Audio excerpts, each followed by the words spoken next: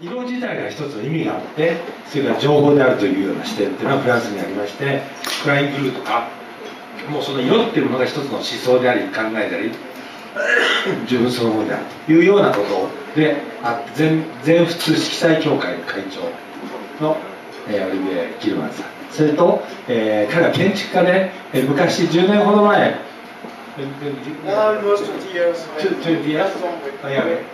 彼は東京に来て建築を勉強しまして、それでスーパーネイチャーでいろんなことをやったりします。で今日の通訳がまたオリビエです。この3人オリビエがやりますんで、じゃあ今日は楽しんでいろんな、それでシャンペーンを持ってきてくださったらシャンペーンを飲みながらなんかこうフランスっぽく適当にこう喋りながらやってくださったら今日は面白くなると思うので、今までと違ったようなセッションになると思うので皆さん楽しんでみてください。じゃあ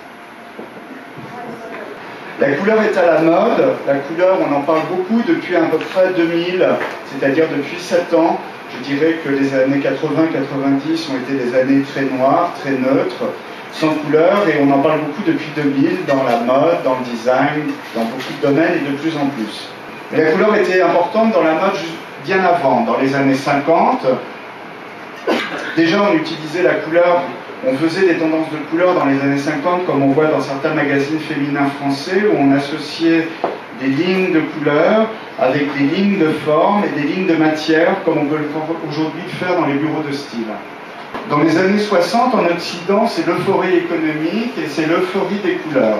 Il y a eu une explosion de la couleur avec les mouvements pop, partout, dans les accessoires, dans les maquillages, dans le design, dans les galeries, dans l'art, l'illustration, la mode. Et c'est un mouvement qui a duré, je dirais, jusqu'au milieu des années 70, 77, 78 à peu près. Et le dernier mouvement très coloré dans la mode et très gai, très positif, ça a été la mode disco, qui était liée à une musique aussi. Patatrac, tout le monde a détesté la couleur. C'était venu le temps du noir. Pourquoi ? C'était pas un caprice de styliste ou de designer. Il faut remonter un petit peu dans l'histoire du noir pour en comprendre vraiment la signification. Parce qu'en Occident, parce que je me pose on se pose avec Olivier en tant que designer et créateur occidentaux, en Occident, le noir était la couleur de l'austérité de la religion. Ensuite, on a eu une reine de France qui s'appelait Catherine de Médicis, qui a institutionnalisé le noir comme couleur de deuil, parce qu'elle a ramené cette couleur, elle était veuve, elle est arrivée, elle était reine de France, elle a décidé que toutes les femmes en France qui étaient veuves devaient s'habiller en noir. Et puis, petit à petit, cette notion du deuil a évolué. Au XIXe siècle, à Paris, il y avait des jeunes femmes qu'on appelait des courtisanes, qui étaient des actrices, qui se mariaient avec des hommes beaucoup plus vieux qu'elles et qui devenaient veuves très jeunes. Donc, elles voulaient continuer à devenir séduisantes, donc elles voulaient continuer à sortir, aller à l'opéra. Donc elles portaient leur robe de deuil pour aller à l'opéra.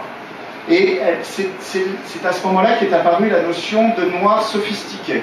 C'est-à-dire que c'était plus la couleur du deuil ou de la religion, mais c'était aussi une couleur d'élégance. Parce que ces femmes avaient besoin de montrer leur élégance. Et puis parallèlement pour les hommes, ça a été la même chose, c'est-à-dire que les hommes, la nouvelle bourgeoisie liée au développement de l'industrie économique, c'est-à-dire avant au XVIIIe siècle, c'était la noblesse en France qui avait le pouvoir. Au XIXe siècle, ce sont les bourgeois. Au XVIIIe siècle, les hommes s'habillaient avec beaucoup de couleurs. Au XIXe siècle, les hommes ont choisi de faire le contraire. Ils se sont habillés en noir, en couleur sombre, pour montrer leur statut social. C'était aussi l'apparition. Un événement très important, je le lis beaucoup à la mode dans cette première partie, après on parlera plus de design, mais l'idée c'était de faire la transition. C'était en 1924, Gabrielle Chanel, Coco Chanel, qui a inventé la petite robe noire, parce qu'elle a été un soir au spectacle à l'opéra, où elle a vu tous les gens, toutes les femmes qui étaient habillées à l'époque par un couturier qui s'appelait Paul Poiret. Et toutes ces femmes étaient habillées très en couleur. Et elle s'est dit, mais toutes ces couleurs ensemble, c'est horrible. Je vais inventer une robe noire, toute simple, pour que toutes les femmes soient élégantes. Elle a d'ailleurs appelé cette robe Ford, en hommage à Ford, l'industriel, qui faisait des voitures aux États-Unis en grande quantité. Donc c'est vraiment elle la première qui a imaginé, je dirais, l'idée d'un noir dans la mode qui se développe d'une manière aussi populaire. Mais on est en 1924, donc il y a encore du temps qui passe, et après le noir est porté, mais porté devient une couleur emblématique pour toutes les femmes un petit peu de caractère, toutes les actrices, toutes les chanteuses, comme Marilyn Monroe, comme J.L. Greco, toutes les femmes que vous voyez là, mais il y en a eu beaucoup d'autres, mais ça reste encore une couleur, je dirais, élitiste. En 1972, un autre pas en avant avec Yves Saint Laurent qui participe d'une manière très forte à au croisement entre le masculin et le féminin et qui rend le smoking pour femmes, pour hommes, donc qui participe aussi à cette évolution du noir. Mais ça reste encore réservé à un petit milieu, à une élite, aux gens riches. En 1977, donc comme je l'ai dit tout à l'heure avec le disco, il s'est passé quelque chose, c'est qu'en 1974, il y a eu la crise économique en Occident avec la crise du pétrole. Il y a eu l'apparition, après des années d'opulence, il y a eu l'apparition du chômage, d'un certain nombre de problèmes économiques qui ont créé une sorte de désarroi, qui a fait que le noir est devenu, je dirais, une sorte de valeur refuge. Le premier mouvement qui l'a exprimé, c'était le mouvement punk.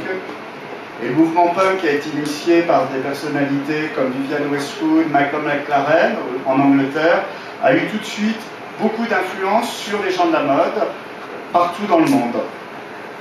C'est pour ça que le noir est devenu à la mode, tout d'abord avec des créateurs comme Montana en 1979 qui fait scandale en présentant ses modèles en cuir noir.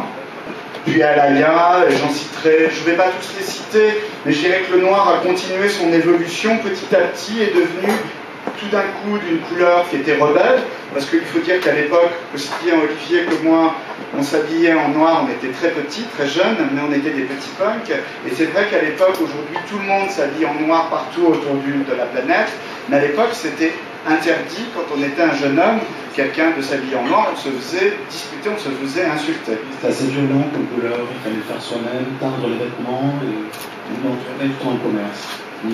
Cette envie de minimalisme qui est liée à la crise, qui est liée aussi à plein de choses, continue à s'intensifier. On la trouve aussi dans le design.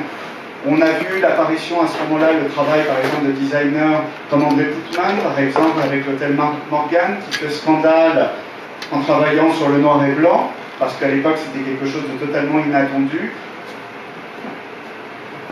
Et il y a plein d'autres exemples, mais je pense que certainement un des impacts les plus forts est venu aussi des couturiers, des créateurs de mode japonais, qui en 83, comme Yoji Yamamoto ou Rei Kawakubo, comme des garçons, ont apporté leur vision du noir en Occident, ce qui a provoqué réellement un électrochoc culturel dans l'univers de la mode et du mode de vie.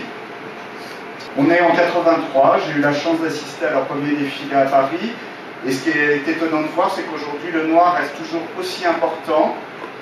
Il exprime la culture, il exprime l'élégance, et c'est vrai que pour moi, c'est certainement peut-être à travers le noir que je suis devenu président du Comité français de la couleur.